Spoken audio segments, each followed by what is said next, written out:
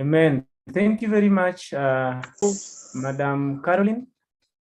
At this point, I want us to officially roll out the review.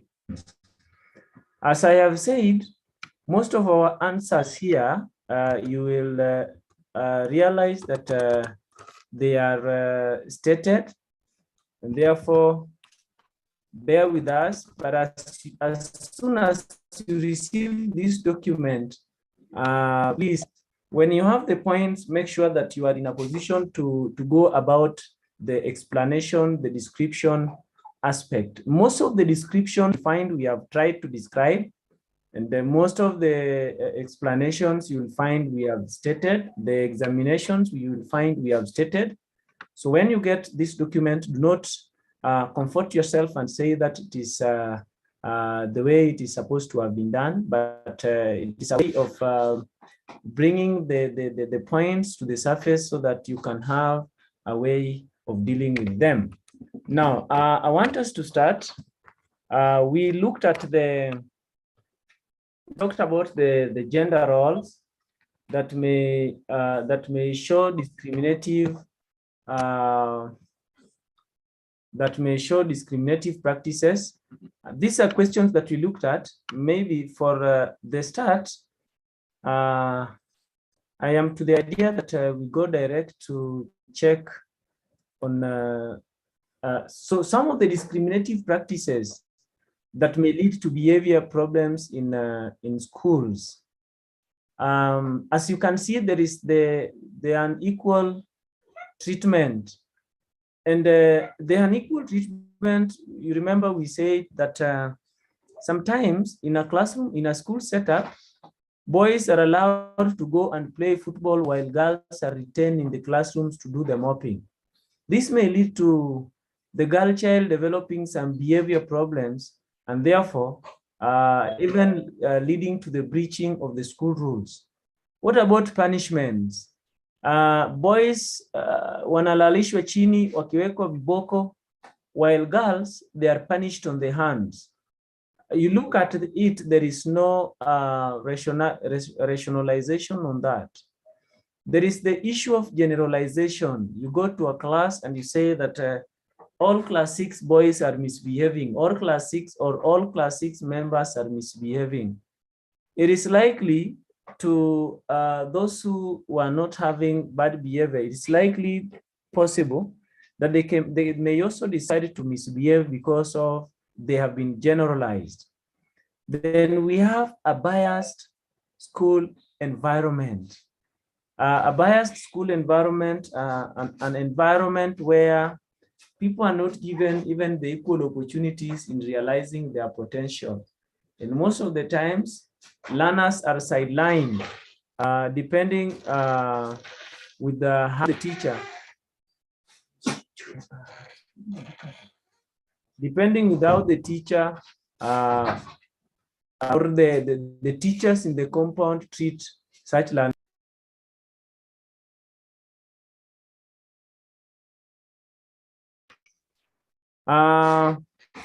Then at the same time, we also looked at,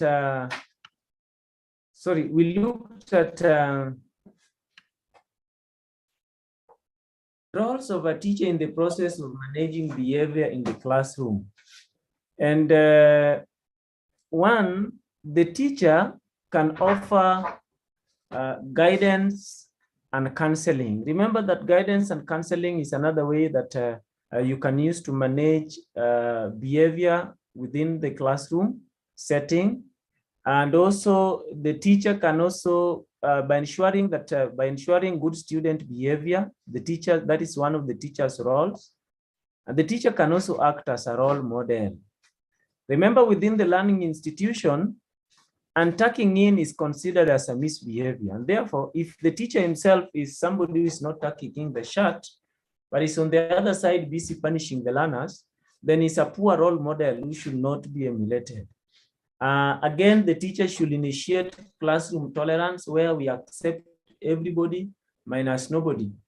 In the classroom, when you talk about the classroom tolerance, Not all the learners will have, the good behavior, but there is a way that even those with the questionable behavior can be tolerated within the classroom, where the other learners do not become intolerant towards others. Ensuring effective work and study habits. You have given work and some will do the shoddy work because they have seen the ball rolling in the field, they want to go and play. You must ensure that the work is effective, and you must also instill the study habits. For example, those who read, those who do reading, finger pointing, it is a habit that should be scaled out. And then the teacher should offer a sense of respect in the classroom, especially when others are giving their responses. Booing others within the classroom should not be acceptable no matter what happens. And then the teacher can also reprimand the adamant students, those that may be having some maladaptive behaviors within the classroom. We also talked about the assumptions of the systems theory, and we say that there is a similar underlying concept, principles, and models in different fields that are very similar. Even though they evolve independently. This is where we gave an example of a school where we are having different manpower, different bodies that are working towards achieving the same goal. We have the teachers, we have the casual workers, we are having those who prepare the food, we are having the cleaners, we have the drivers. There is delegation of duties and responsibilities, and at the end of the day, all of them should have worked towards the achievement of the same objectives of the institution. It is just like pulling. When you are pulling something from a point, all of you are supposed to pull towards the same direction. But when you realize that some other people are pulling towards the opposite direction, then you are going to be very sure that you are heading nowhere. Again, there is also, by developing a general system theory which provides general guidelines that can be applied across all fields or systems, the natural and the social sciences can be unified, and education about these areas can be integrated. So another assumption of the systems theory is the unification of education and integration aspect. And then it is the sum of interaction of parts that form a whole, and it is this interaction that makes the parts meaningful. So the holistic approach, remember, we are having fragments of work to be done within the institution. And now the interaction of these parts will now form a whole. In most cases, you have seen there are seminars that are being attended by all school workers, including the last person at the gate. And this is done to empower all of them so that when they are working, they work with the intention of leading the school towards a direction where the school is supposed to go.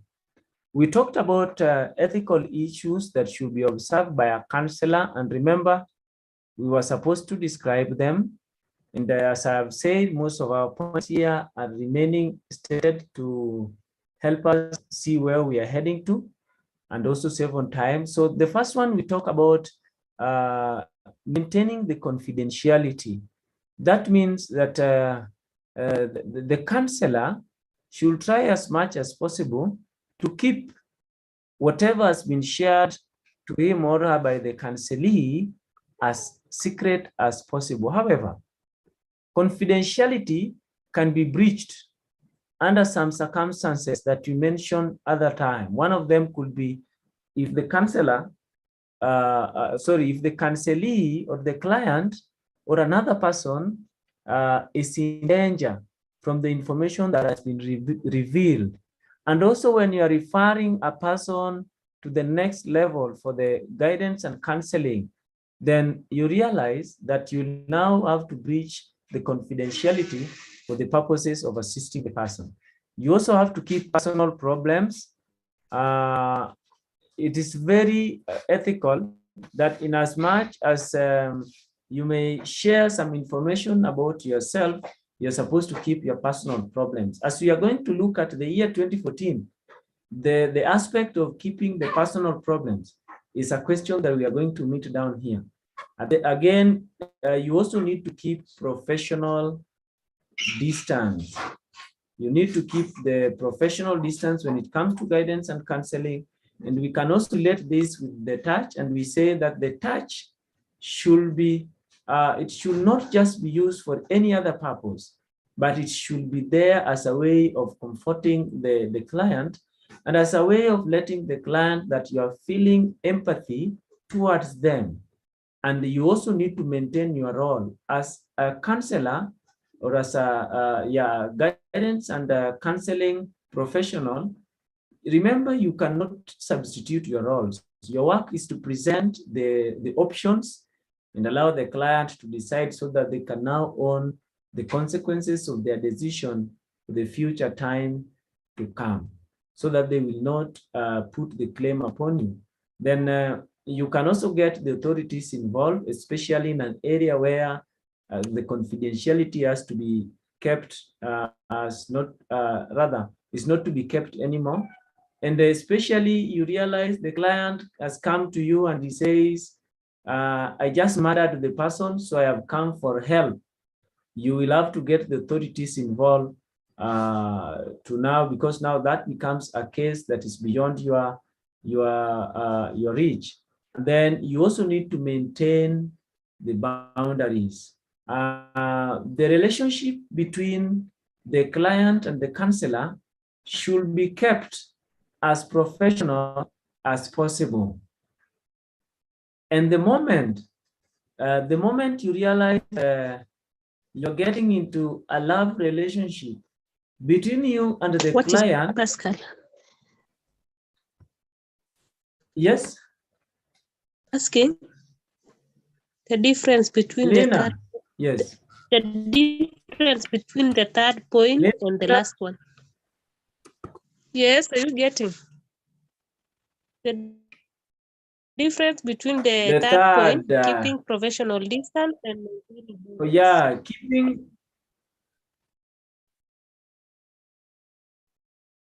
keeping the professional distance and maintaining the boundaries. They both sound the same.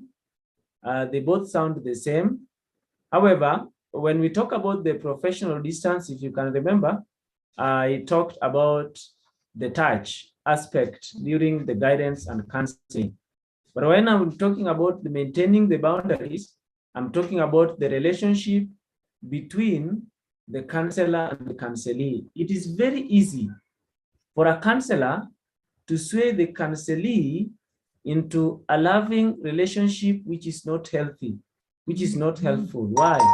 Because this is a person who has the issues.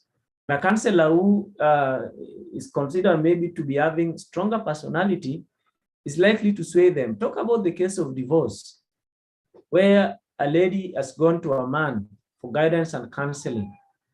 And the man goes, takes the lady through the processes and eventually end up with the lady in a loving relationship.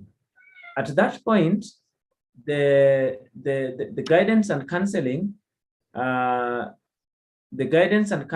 ought to have been terminated, so that you get, if you want to get into the relationship, remember you must have done away with the guidance and the counseling aspect. So Lena, the two explanations are different, and that's why you can see there is the keeping professional distance, and also there is also the maintaining the boundaries. But if you take the same direction with the two, you are likely to get to the same point again. All right. Oh, somebody was asking question 5. Let me get there because I want us to move on. I've seen somebody asking of question 5. 5ABC. Okay. So 5, A, B, and C.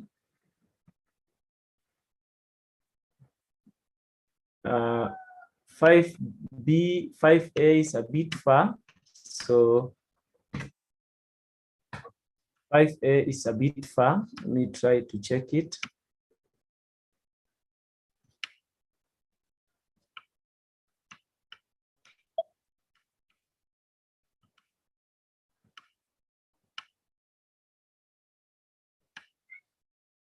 This is where we have 5A. I think so. This is where we have 5A on the truancy. No, on truancy and the delinquency.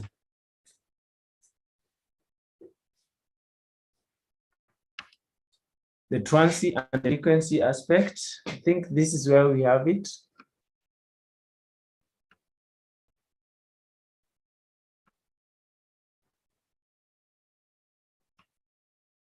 So 5B.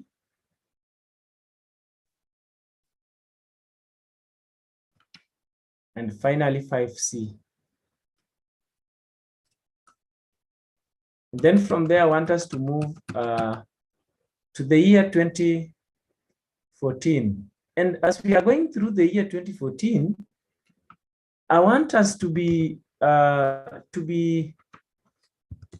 the lookout, because in these questions, there are questions that are repeated, and also there are questions that are very much related. There are questions that are very much related.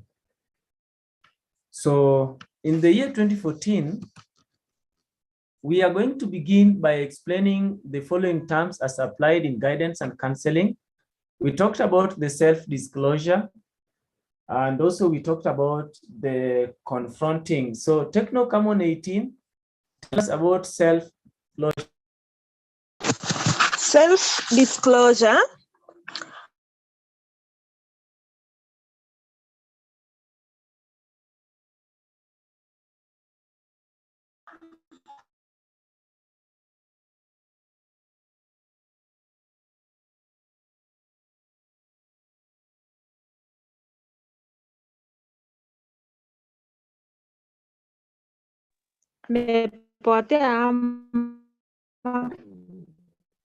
Yeah, you are to tell us about self-disclosure. What happened? Where did you go?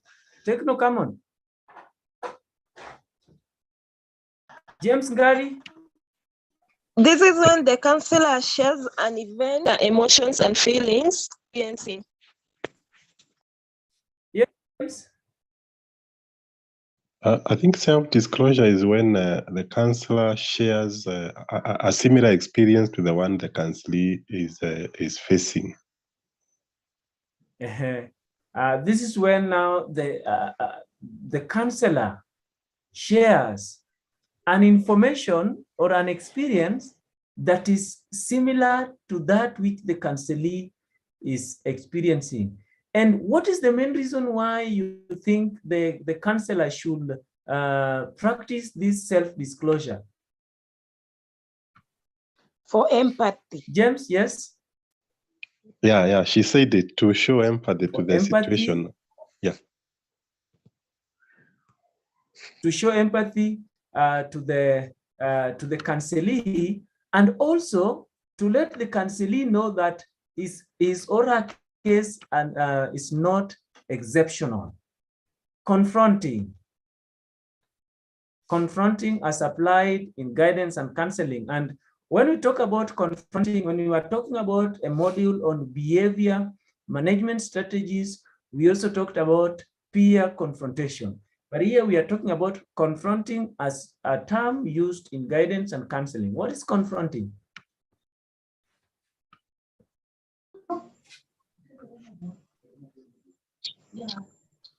Yes, Techno. Haki pole, network yangu. Okay, confronting. Hello, are you getting me? Yes. Okay. Carry on, carry on. Okay,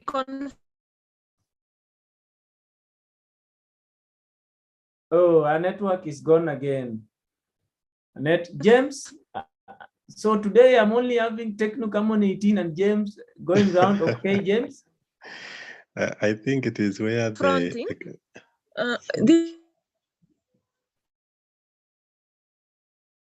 We can't get James, just carry on. It is where the counselor points out inconsistencies in the information that the counselee is giving. For example, maybe at one point they give some information, and when you continue inquiring more information from them, along the way they give some contradicting information, which looks like lies. That is when confronting will apply as a technique of pointing out inconsistencies in the information that the counselee is giving.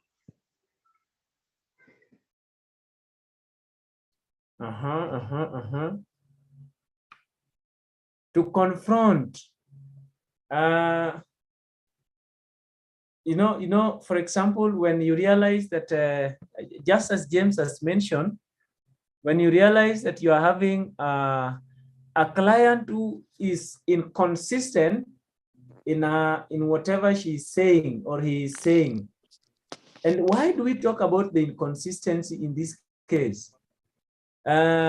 When you realize that in the expression of the client, there are contradicting information. Therefore, at this point, you are going to confront the counselee to make sure, or you are going to confront the counselee so that the information that is presented is harmoniously mentioned without contradictions in it. For example, mtu akwambie ya kwamba bibi yangu alitoroka na sikumpiga. And then along the way, the person mentions, nilikuwa na mchabanga kidogo kidogo. So you realize akumpiga na ameenda. And along the way again, he begins to say that alikuwa na mpiga kidogo kidogo. You know, when you get information that they are contradicting, you have to confront the person so that the person speaks the truth. If there is no truth, or if there is no consistency in the information that is being provided, then you are going to confront the individual to stick to what ought to have been the truth. Kama anampiga ama ampigi, so that you can now get to solve. Because remember that a counselor is like a lawyer. When you have gone to the lawyer, ya kwamba you are not going to hide, but you will have to tell your lawyer the truth so that your lawyer can now play his own cards. Equally, as a counselor, remember the counselee is going to, you are going to probe the counselee to open up and share with you the information so that you can find a way of intervening. The moment the counselee has shared the information, a counselor is supposed to suggest the possible ways of dealing with it, especially by providing possible choices attached to some consequences about it. Somebody is asking, what about using words like, why did you do it? And yet you know it is wrong. What is this in guidance? Tell us, somebody. This is Jacqueline asking. When you are using the words like somebody has said that I fought my brother and injured him. So the person has come for guidance and counseling. He wants to make peace with his brother. So as the counselor, you are going to ask maybe the person the question, why did you have to do it? And yet you knew, or yet you know, it is wrong. So where do you put that? Probing. Probing. And I think in counseling we should avoid those interrogative questions. We should ask questions that lead to getting more information other than asking what, why, when. And you realize the moment you use that, even if it is probing, yes, you remain. Remember that one of the qualities of a counselor is that you are supposed to be non-judgmental, and the way you are supposed to, your questioning technique should not be revealed as on the poor side. In fact, it should allow the client to speak more of what happened than you asking the client to keep speaking. So when we are talking about even probing, when you're probing, you have to use the positive side of it so that you allow the person to remain calm and be in a position to speak the truth. Otherwise, even those who have dealt with children, you realize the moment you start grilling them and they feel like you have started infringing, they start keeping some information. And a person may be present in the guidance and counseling room, but internally in their hearts, they are regretting for having come for the same. I want us to move on to question 1, Roman 2. Explain 4 self-behavior management skills that should be taught to learners with special needs. 4 self-behavior management skills. Me who is having a bad behavior as an individual, which skill are you as a teacher supposed to teach me so that when I am alone, I can manage my own behavior with the skill that I've been taught? Explain 4 self-behavior management skills that should be taught to learners with the special needs. Techno Common is talking about self-esteem. It is very true. Self-esteem as a behavior management skill, personal, where you are going to always encourage the person to look at themselves as worthy people and they deserve a better tomorrow. The self-control, can see from Anna, the self-control, can see the tolerance we have been talking about from Susan. Techno, I don't know whether you will be in a position to talk, try your best. Self-evaluation. Self-evaluation, yes. You want to talk about it further? Yes. Self-evaluation, I think this is where you give a child, like you state the rules. Then at the end of the day, the child will engage him or herself whether to evaluate to see whether she's on the right track or wrong.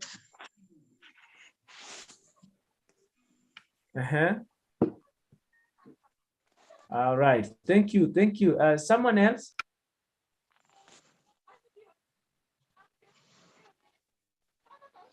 Self-esteem, self-evaluation, self-control, and assertiveness. Before. Pascal. Assertiveness. Yes, yes, yes. Excuse me. Yes, Professor. Yes, you know this question. Long time. Long time. You know this question is it talks about special needs. The self-behavior management skills that should be taught to learners with special needs. So some of these special needs learners, they don't even understand themselves. Like they can even evaluate themselves. Some of them actually, when you talk about even self-control, they even don't understand. Now, how would they get to this? Like they would be able now to understand. Yeah, talk of other conditions, like talk of autistic learners. They are of course special needs learners. and some other conditions. So I'm like not understanding on how this should be applicable. Okay, Please. Professor. Yes. It is only that you forgot about the gifted and talented also. Oh, yes. Okay. So now with the gifted and talented, yeah. Remember they can also show some maladaptive behaviors within the classroom. Yes.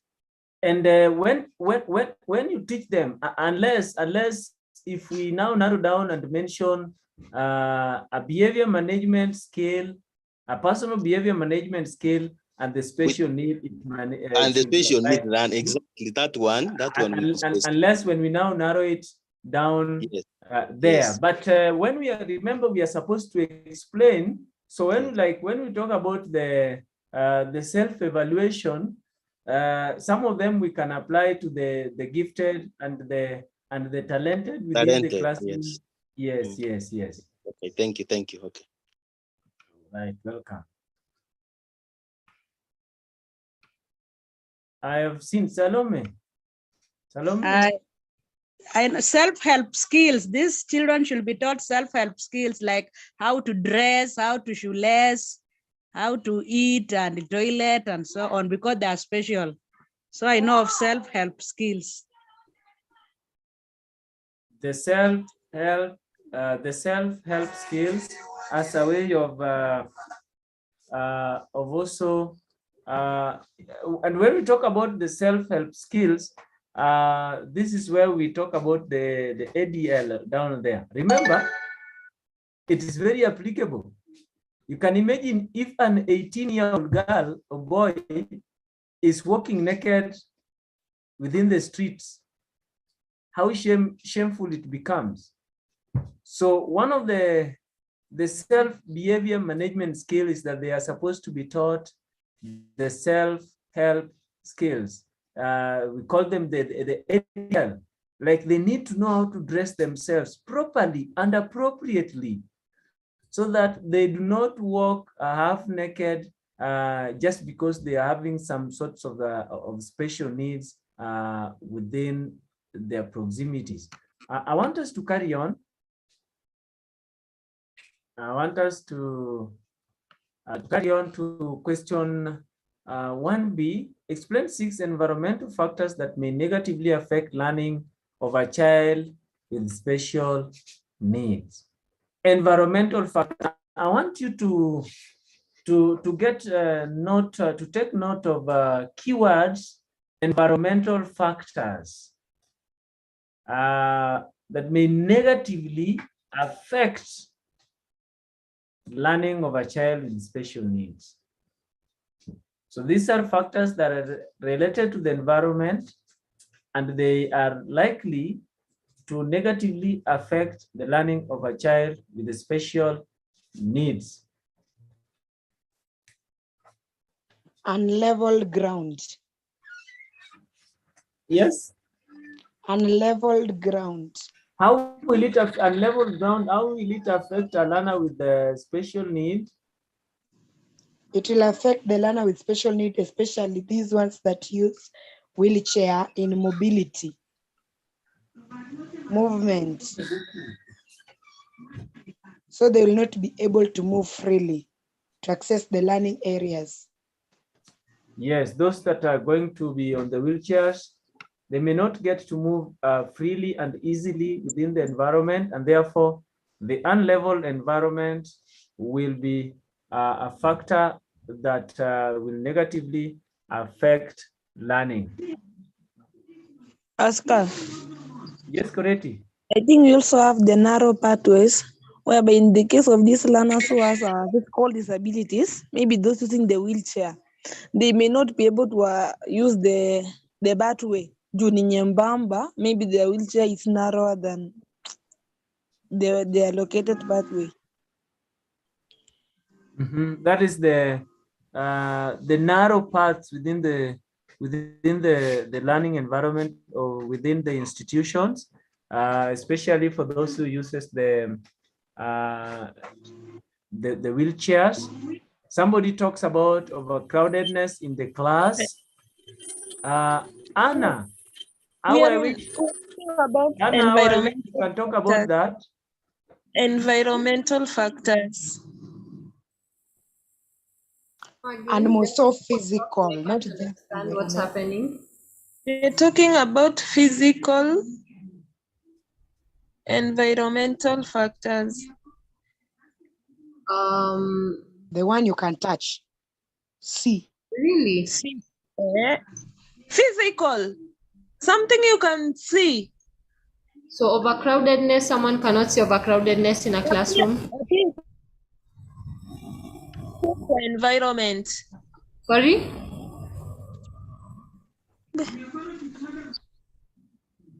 Okay, I said overcrowdedness in the classroom. I can hear someone talking about the environment. I think the environment includes the class, it includes the washrooms, it includes the offices. It really doesn't have to be outside because an environment is the surroundings of that child. I stand to be corrected though. It's correct. Pascal. Huwa tumeambiwa uelezee zaidi, haujaambiwa ni wrong. Okay, it's because several people were talking, so I couldn't understand. So overcrowdedness in the classroom, it could hinder the learners who are visually impaired from being able to access, maybe either to access or rather to be able to maneuver through the class easily. And even those ones who have physical, who are physically handicapped, like maybe those who are using crutches, from it could also hinder them from being able to use them properly in the class in case the class is overcrowded. Right. Thank you very much. Let me also remind the class before I give to Kasera Elvin and then even Coretti that remember we are taking a path to higher learning. And you can remember what you are told that you have already started the higher learning and no question should be left unanswered. So how you present your answer after you have stated it matters a lot.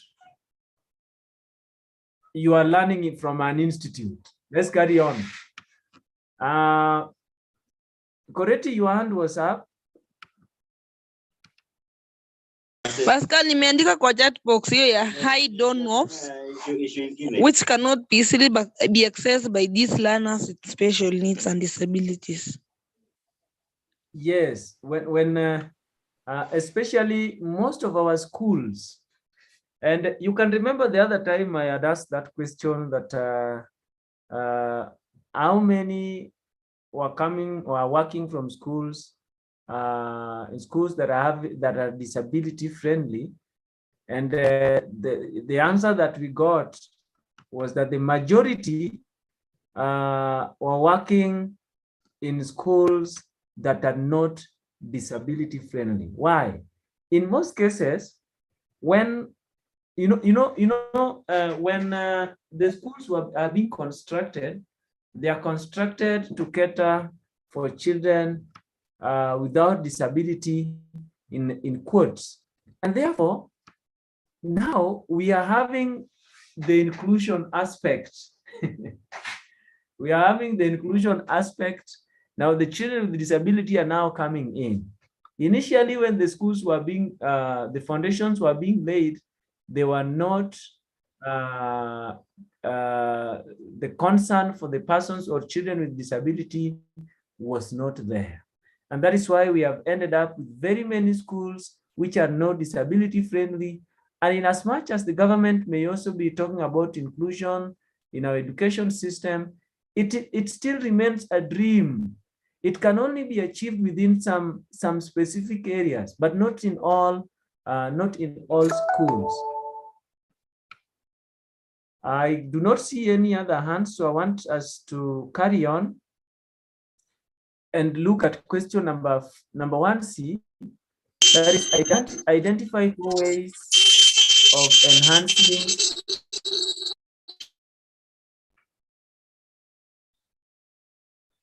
Okay, thank you for muting. Identify 4 ways of enhancing each of the following in learners with special needs according to Ericsson. This is a psychologist who was known as Ericsson. In his psychological theory, he talks about trust. He also talks about industry.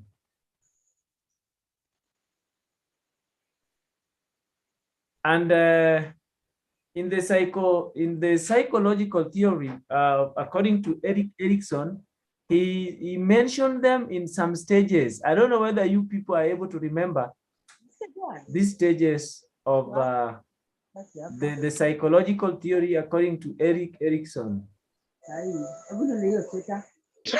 Trust versus mistrust. Yes.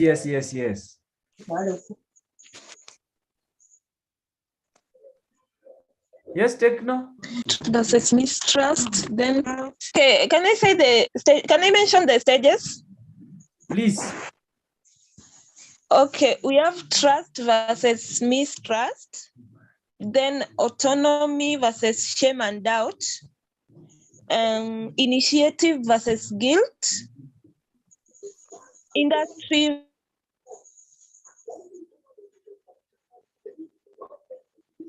versus inferiority, and illusion. Umepata? Hello? Yes.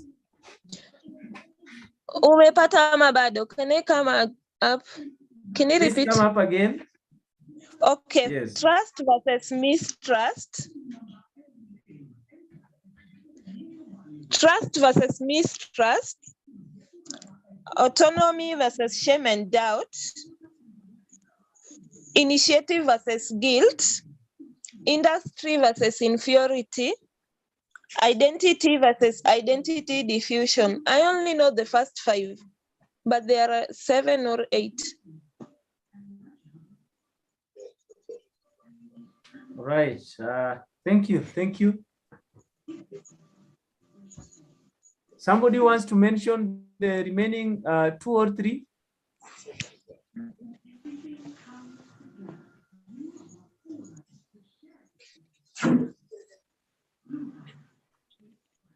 Trust versus mistrust, autonomy versus shame and doubt, initiative versus guilt, Intimacy versus what? industry versus inferiority. Yes, Benedict. Identity diffusion. Hey, industry versus inferiority. Benedict. Identity versus Bernadette, we are waiting for you to unmute. Okay. Bernadette is not okay. Bernadette, yes. Intimacy versus isolation. Integrity versus despair.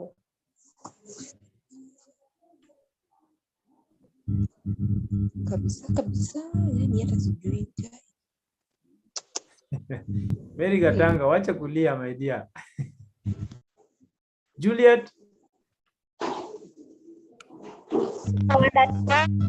Versus mistrust develops between the age of from birth till 18 months. So this is where a child learns how to trust or trust in a given person or in a given thing. Let's say when a child cries hunger, alafu mama akuja breastfeed. So the child learns to trust the mother. Every time the child cries, mama ako hapo kum. So the trust gets built and vice versa. So Juliet, so you are explaining about trust, eh? Yeah. Right, thank you. So let's look at the industry aspect. Industry.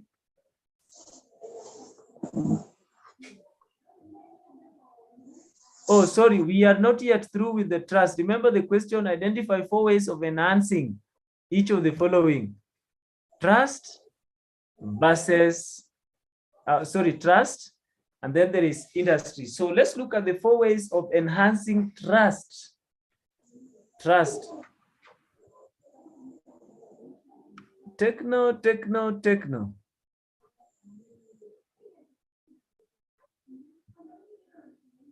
Oscar. Correct. Number one, you meet I'm the needs of the sorry. learner with love. It's okay. Yes, correct. Meeting the needs of the learner with love. Okay, meeting the needs of the learner with love. Okay, Pastor, let me answer the second one. Yes.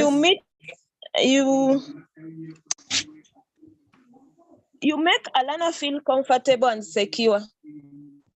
Making the learner feel comfortable and secure.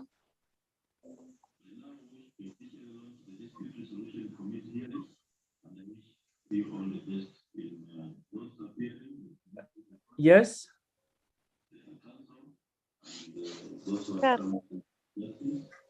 Yes. Yes.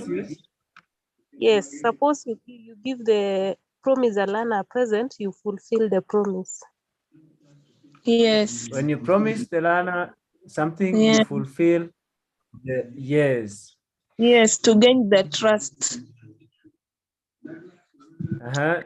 Somebody is saying you avoid harsh punishment. So that means if you have to do it, you do it with love, and then you also keep assuring you're assuring the learners. You have to make the child to have a reason why they should confide in you. Industry. All right. Yeah. Let's talk about industry. 4 ways of enhancing industry in learners with special needs. Encouraging learners to participate in schoolwork. Adapting curriculum to the needs of learners. Yes. To meet needs of learners. Good boy, Nini. Good boy. Yes, appreciating the learners after completing a task. Hapo ndio mahali pa good boy, good girl. Good boy, good girl, yes. Oh, hapo sasa na sawa, wacha mwingine aseme. Creating a barrier-free environment. Pascal. Creating a barrier-free environment. Lena? I did. Pascal. Yes. Sijaelewa industry ni nini? Children begin pressure from teachers and parents. When they are in last years. Yes, yes, Josephine. This is a stage where they show the capability of doing something on their own. Utakuta mtoto anajaribu kupika, mtu mkubwa anajaribu kufua nguo, yani trying to be self-independent, and then up at that stage they're not supposed to overwork the child. Give them the limited task that they are able to accomplish and accomplish it well, so that they get motivated, and then they have that self-esteem. They develop the self-esteem, and then they do.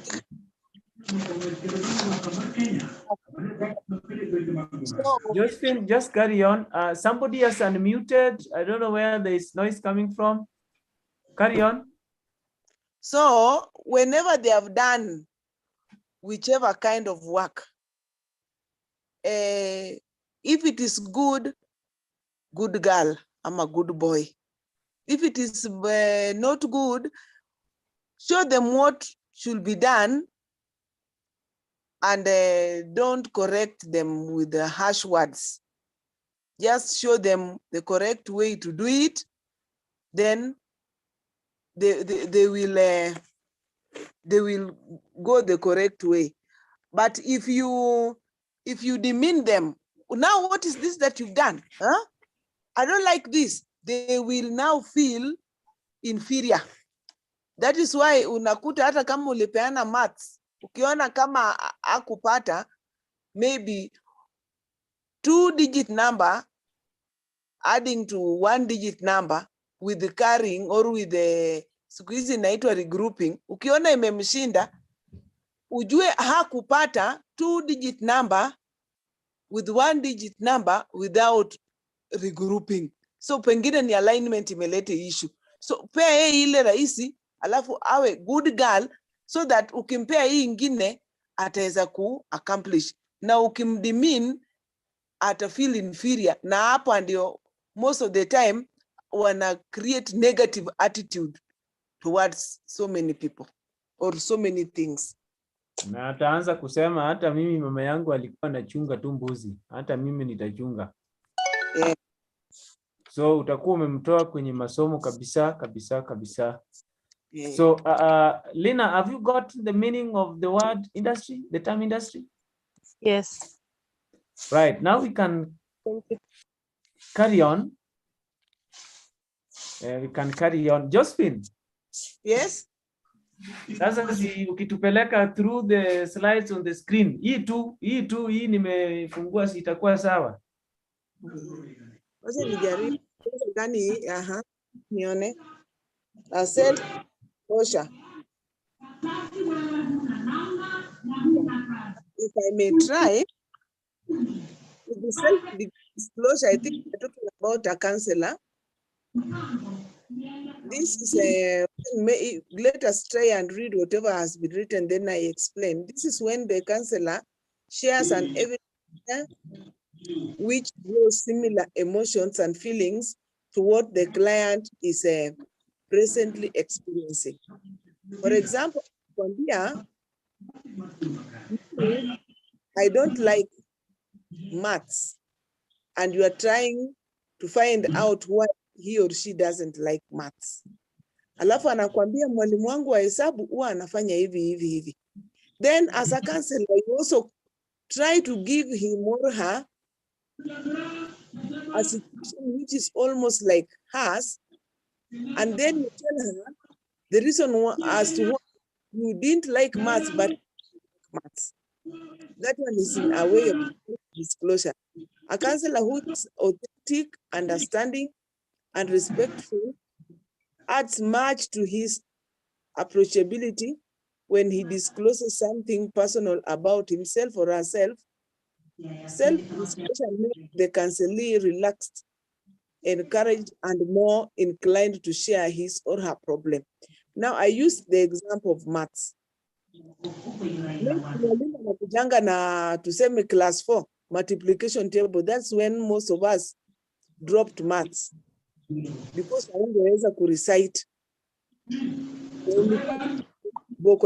Maybe a good teacher would use repeated addition. Sasa unaelewa chenye unafanya, na mwenye anataka tu rote counting unasema tu iwe kwa kichwa na ujui, then there you would lose. Then when you are being cancelled, so that you may have a way of enhancing your subjects, not only performing well in English and performing well in maths, the counselor may tell you know what happened. I also went through the thing. I didn't do ABCD. Now I realized that I'm the one who is losing. Then I decided to do ABCD. Then now I'm doing much better in maths than even other subjects. This way a child will feel that I'm not alone, or the one who's being cancelled will feel that, oh, so it is not strange enough that other people can also dislike maths. Kumbe it is normal. But if he liked maths in the long run, then I can also apply his methods and even do much better than he's doing. Am I understood? Very well. May somebody also give another example? It is not a one-person show. Just what we tumesha explain. So you are just to go through the confronting, I think Pascal explained. This is a technique used to point out inconsistencies in what the counselee does or says. For example, a pupil may lie that he or she has no problem with his or her classmates. Yet during group activities, he or she always remains alone until the teacher intervenes. Corrections and remediations should be sought immediately whenever this is noted. I think it was well explained and we understood it. If I may add something small, sana sana inatufanyikianga wasichana, tunakuanga na beef na kila mtu mwenye unaona anakushinda.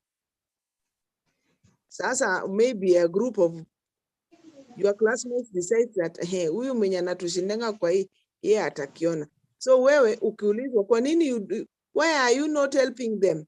Yet you help them. You remain behind because you know if you answer a question, wakati mnaenda nyumbani you will be in for it. So you try so as much as possible not to do the correct thing or you lag behind. And this is when a teacher should come in to find out so that such a learner may not drop in his or her performance. Sina slide ingine. Pascal, let us slide. Pascal alitoka, alienda a short break. I'm just here, Josephine. I am just here, seated on the control panel here. Aya, sasa unaendelea. Hata ukiendelea mimi siwezi kataa. The next one says, explain for self-behavior management skills that should be taught to learners with special needs. They are well listed there. Strategic plan. Na tumeambiwa to explain. So they had been explained. Yes, carry on. Priority setting, self-awareness, emotional regulation, self-care, self-talk, self-reinforcement, positive attitude, then stress management.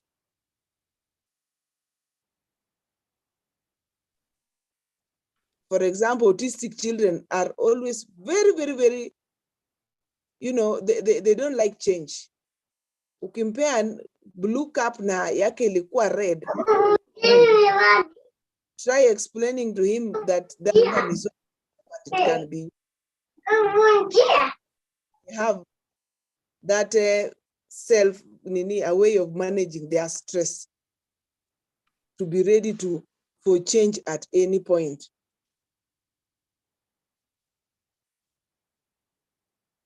Right. Somebody is asking on strategic planning. Somebody is asking on the strategic planning, but remember, when we are talking about the strategic planning as a behavior management skill, this is where we are going to talk about the goal setting.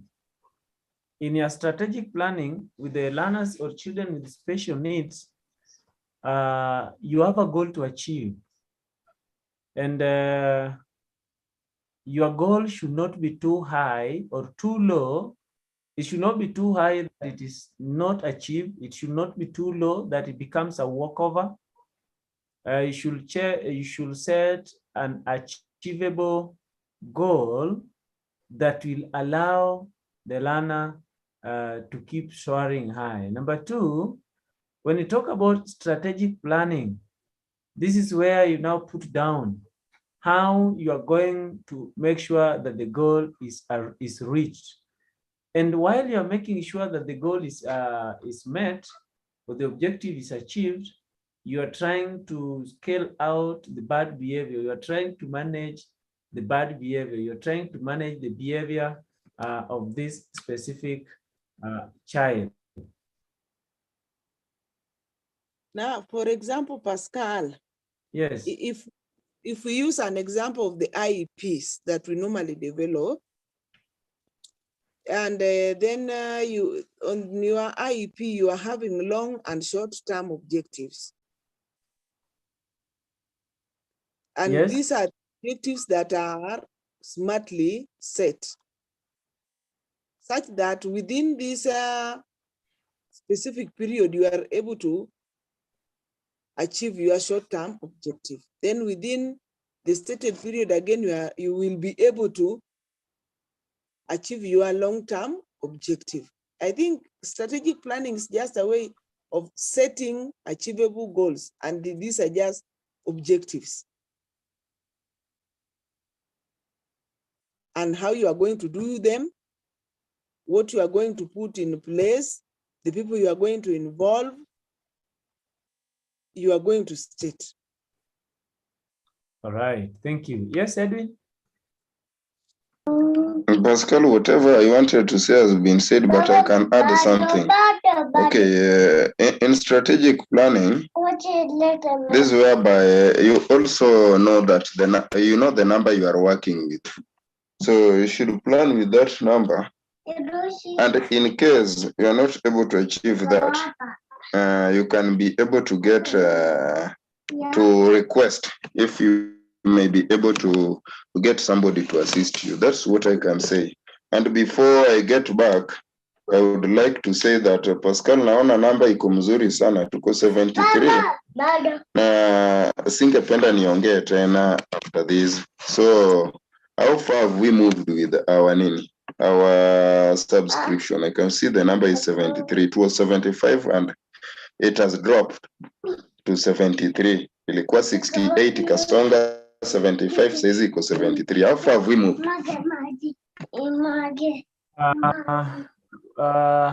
Though I may not have not checked on the slide that has the payments. But if you compare the attendance and the contributions, you realize there is a very big difference. Okay, so colleagues, this is just a reminder to those who have not done something. So we keep on reminding each and every person every day. Najua kuna kusahau. So it's just a reminder so that we may be able to do something. Pascal, thank you for posting your number. Those who have not done something, kindly let's try and do something to keep this our program running. Thank you. Back to you, Pascal. Usitoe hiyo slides hatujaandika. Right. So just as you have heard from Edwin, we are trying amidst everything to keep this. I don't know. Is this Zoom helping us? Hey, Pascal. Yes. Wacha kuuliza Pascal. A lot. Very. A lot. Oma. Hata ni Mungu tu anajua hiyo maneno. Pascal, you can imagine 82 times, if you are marking 82 books times 5. A book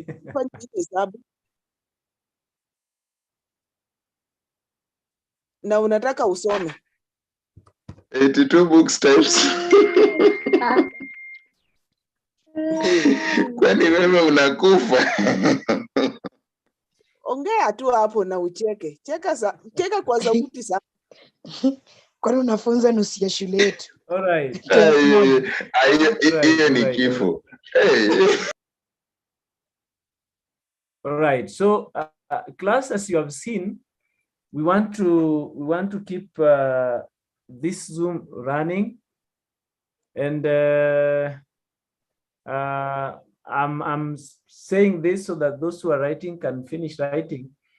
And as you are aware, after the July examination, we are going to roll down our 2 classes. That is the LD class and the IE class. It is very wise that we do not leave any class lagging behind. And when we meet, I hope we will get the opportunity in various centers to discuss on that, so that when we come back, we will not give room for rest When we come back, we'll pick it from there and run with the baton forward. So we are having a good program in stock. It's just a matter of time. We are going to roll it down and run with it. God willing, somewhere in the month of April next year, the course we will be concluding. We are not far away. Hatuko mbali. So tujitie moyo, bearing in mind that soon it is coming to a conclusion. Very soon. Very soon it's coming to a conclusion. Pascal, mtihani itachukua siku 3 peke yake? For the, no, 4 days. And nini siku ya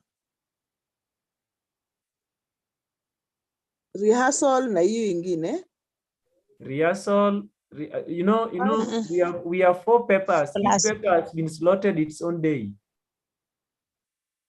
So hiyo ni 5 days. Yeah, so 4 days plus rehearsal 5 days.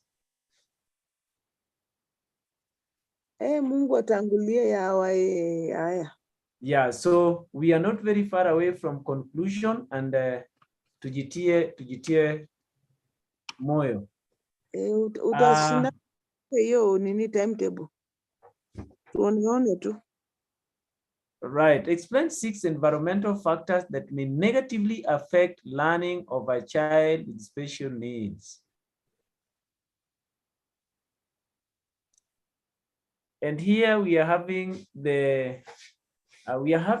different factors here that I want us to look at. Number 1, we have down here, we are having a factor on exercise. Exercise. Remember that we talk about children with special needs, and the exercise aspect is a very important it is a very important factor that needs to be considered for effective learning. And when we talk about the exercise, it could be that where the exercise is to be done may not be friendly. Like we are talking about unlevel grounds or grounds that are having some steep slopes, where the learners, especially on the wheelchairs, may not get they may not get to do it very well.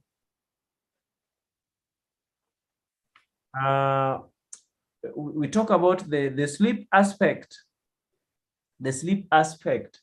Remember that after exercise, somebody needs to rest.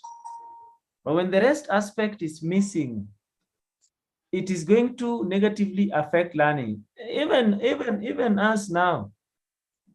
Somebody now you want to, because there is an examination, unataka uketi from saa 3 and then unaketi from saa 3 to asubuhi just because you have the next exam.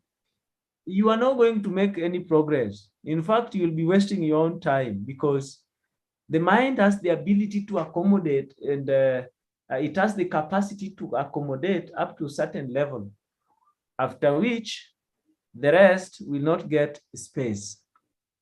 Stress as a factor that may be contributed to by the institution, the teachers, the colleague learners in the classroom will affect this learner. The stress and the stigmatization aspect will affect this learner. And finally, this learner will not manage to achieve. Juliet? Excuse me, I think there's a bit of something that is missing in the question, the physical aspect.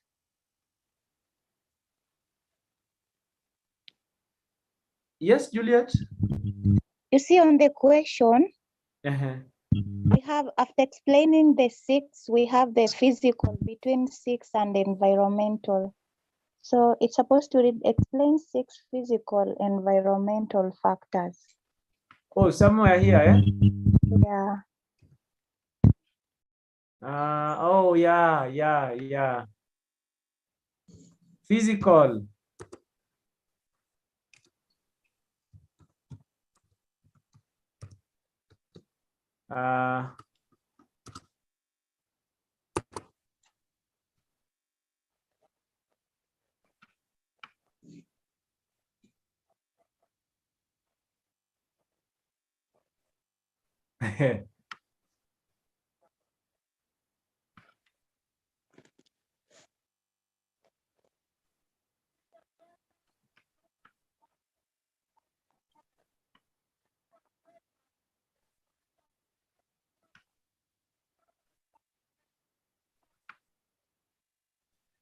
Yes, so 6 physical environmental factors that may negatively affect the learning of a child with special needs.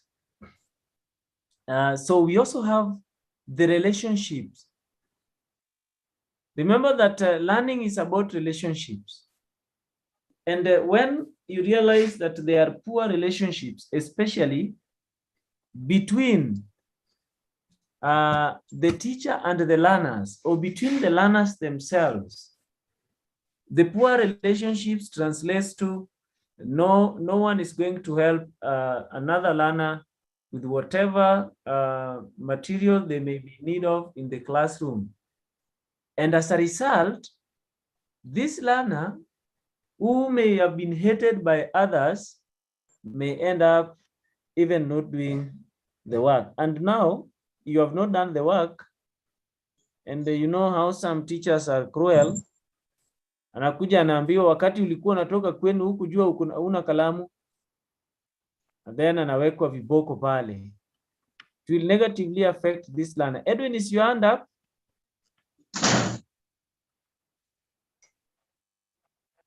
Sorry, I forgot to lower. Let me lower.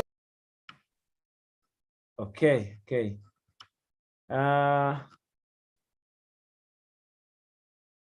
Pascal, Yes. kusema tu ukweli majibu inaendana na hii physical environment factors. What do you think, Goretti? Hapana, tufikirie wote sisi peke yangu. Haki zinanichanganya. Kama zinaendana kweli. Haziendani wallahi, hata tunadanganya. The first one ni biological. Mimi naona vitu ya social. These are environmental factors. Tukikuja physical environmental factors ni zile tulisema pale mbeleni. Asubuhi yenye tulitaja the environmental factors, alafu kuna physical environmental ni zile tulisema za kwanza kama zile ramps and the rest. Hizo ndio physical. Mambo ya pathways, these are environmental too, hatuja specify. Lakini tukikuja specifically to physical, we shall now take the first points we gave. Thank you. I think the question was answered according to the environmental and not physical environmental. So I think then when we incorporate the physical aspect, the physical environmental, then automatically the answers now here will have to change.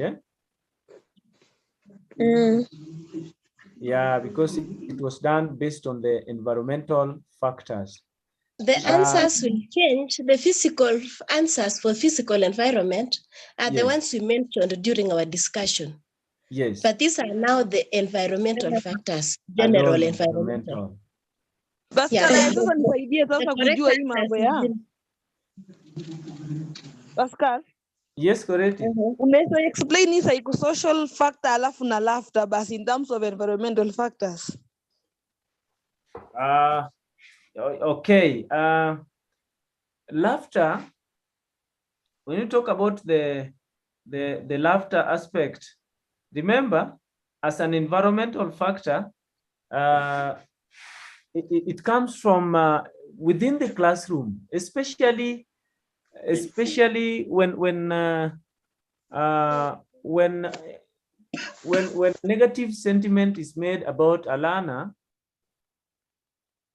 or there is a learner within the classroom who, because of some disabilities, remember we are because of some special needs, because we are talking about learners with special needs, when they even speak in the classroom, some of their peers within the classroom may end up laughing, and this demoralizes them to an extent that they feel like they may not, maybe they feel like they are not worthy to be in this class. Na hiyo inaweza kuwa stigmatization and labeling. Of course, it can also be the stigmatization and also labeling, and ni kama kucheza mpira. When the opponents have scored a goal, they have gone to the corner to celebrate. The celebration alone inatoa those who have been scored, the celebration alone imewatoa kwa game. So again, these learners, when they are laughed at, they tend to be psychologically absent from learning, though physically present within the classroom.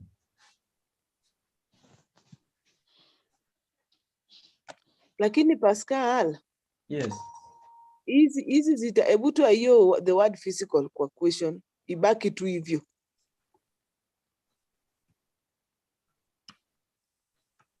So when we take it back to where it was, that is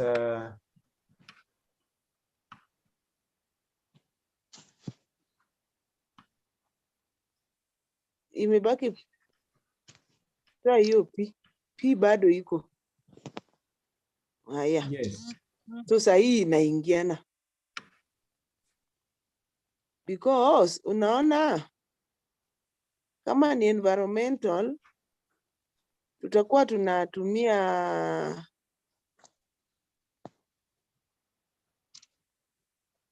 hata mimi sielewi. Mimi naelewa the first four ni under biological factors. Nutrition, health, safety. Na hiyo stimulation sijui. Haya. Ni environmental tu, madam. Social and cultural factors inasimama on its own.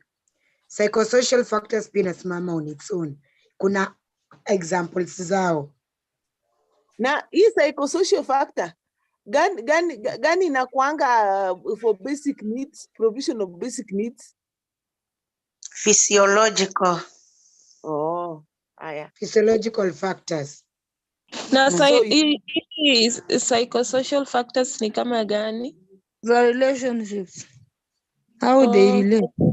The relationship with the other children. So the first four, mimi naona ni biological. You kuna factors that affect learning. Biological, Madam, ni environmental environmental. hakuna. Madam Dama. Yes. Dama ni environmental tu hivyo. Hizo ni environmental. Sawa. Lakini social and cultural pia zote ni environmental, lakini sasa ndio tukikuja kuspecify, tukienda physical, social, ndio tutaenda zile kama zile tulisema mbeleni za physical. Tukikuja kama za social sasa ndio tutakuja kama mambo ya love and the rest and moral. Ebu Jackie rudia hiyo ya physical, mimi siku capture hata. Okay, tukikuja kwa physical, si ni vile vitu tunaona kama hizo knobs sasa zikikuwa juu. Kama toilets hazina zile hawajatengenezewa toilets zao. The ramps, those are things that we see. Even the dark classrooms for the VI. So saa hizo ndio physical, lakini tukikuja kwa generally, is question B sasa 6 environmental factors is just a general question. It has not specified. But the question that was there, it was specific, saying physical, things that we see. Kama ramps, we see them. The dark room, we see it. The toilets, the knobs, and all the rest. Nafikiri imeeleweka. Yeah, level grounds, hizo narrow paths, hizo ndio physical sasa. Lakini points zenye zimepeana ni general tu kwa environmental, anything in the environment. Lakini sasa tukikuja kama zile za social, ni zile za telephone booths zikuje kwa buses, hizo ndio tunaenda sasa kuspecify tena. But these points are now general for environmental. Thank you. Yes, Eddie. Pascal. Yes. Saa ni mbaya bwana. Siku imekuwa mrefu sana. We need to sleep. Just sleep. Wewe lala tu. Bwana. Karibu. Wewe lala. Saa ni mbaya. Mtu ameita Josephine, sema. Edwin, we stopped there because of our revision timeline. Pascal. Yes. I'm sorry to take you back.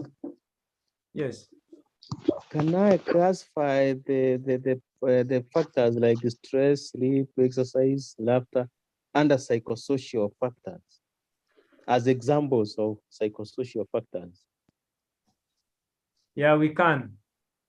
Yes. Okay, thank you.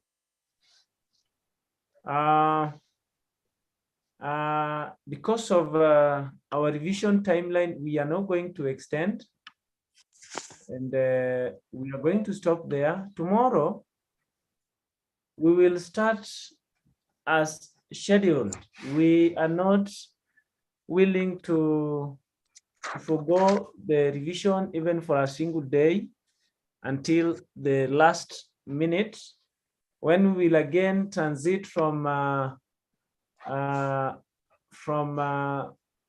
the online system to the physical, when we will have reported to our various centers.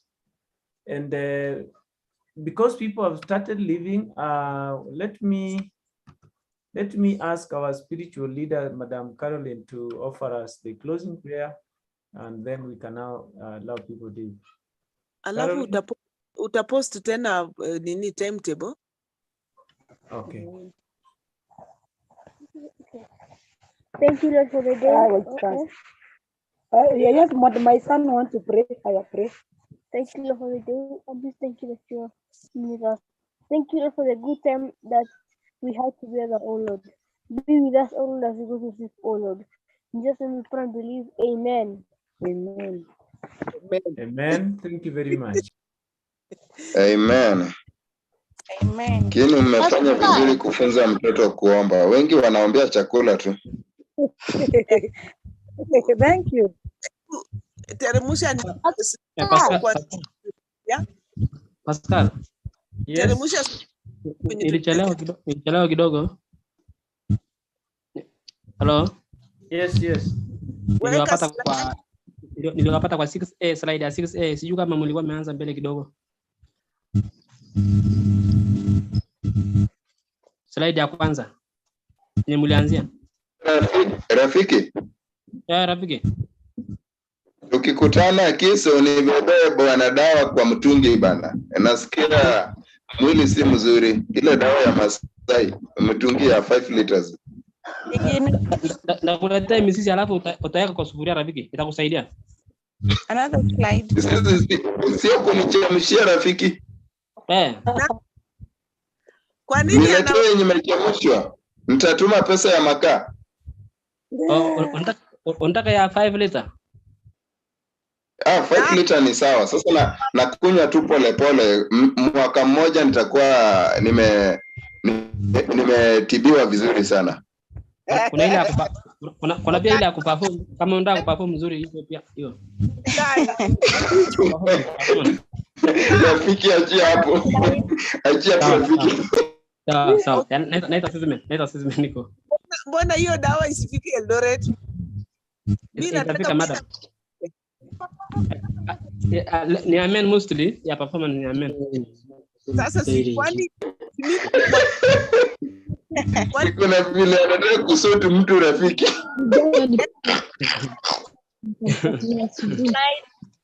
Hebu hiyo dawa ifike. Next slide Pascal, next one mulianze hii.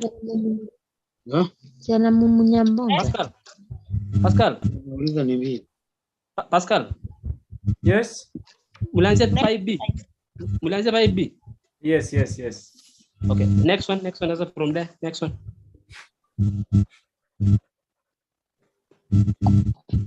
Pascal. Yes. Next one. Romeo.